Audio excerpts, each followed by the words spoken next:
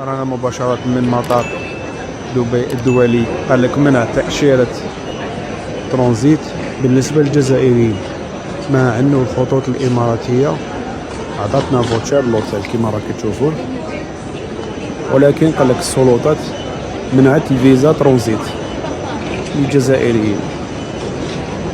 السبب ماناش عارفين. حاولت نبارطاجيو مع هذا الفيديو بارك الله باش تلحق المعلومة. شكرا. باقي كاع ما عرفتي شنو هو السبب. السبب بان راه قراوكم وعلموكم ودخلوا لكم في دماغكم بان نتوما هما احسن امه اخرجت للناس، وانتوما غير اقدر امه عارفها الناس.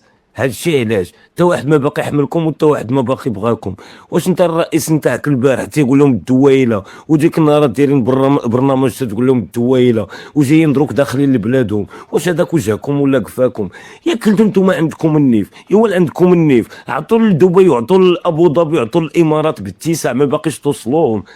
ياك نتوما دوله قاره وقاره دوله، واصلا هذه هي الدويله لا جايين ليها. يلا هما اللي النيف، جلسوا في بلادكم وخدموا بلادكم. انتم عندكم البترول هما عندهم البترول، انتم عندكم الغاز هما عندهم الغاز، وانتم دولتكم فيها 2,381,000 الف كيلومتر مربع، كبر من الامارات ب20 مره.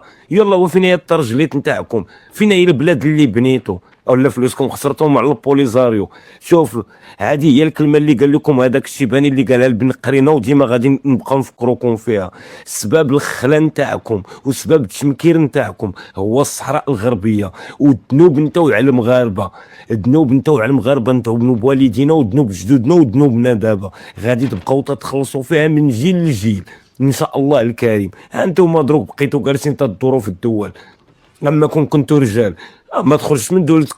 عندكم خيوراتكم، عندكم فلوسكم، عندكم رزقكم، ولكن فينا هما الرجوله؟ فينا هما الرجال؟ ولكن فلوس الحرام هما هادوك تيتكالوا هي بالخلعه.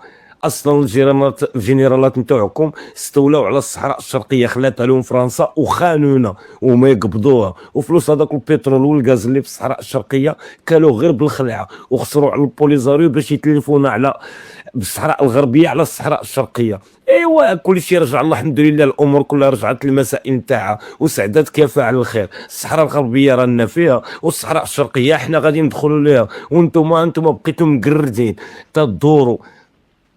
هادو ذنوب المغاربه، ذنوب والدينا يا المعلمين، والله حتى ذنوب والدينا. وباقي غادي تخلصوا مع هذا الرئيس الحمق ومع هذا رئيس الاركان اللي حمق منه، مع سيدكم تبون اللي قال لك اللي قاش الجزائر باقي ما ولداتوش امو. هذا رئيس ولا شمكار ولا؟ قولوا لي هذه الخطره الا بغى يهضر معاكم يعود حاط شي سيف تحت منه ويوشم عظامه ويدير بحال داك الشكل، دوك المافيات ولا دوك العصابات نتاع امريكا اللاتينيه اللي Celui qui veut ridiculiser ou humilier l'Algérie, مثل ما ولدتوش امه بعباره شعبيه.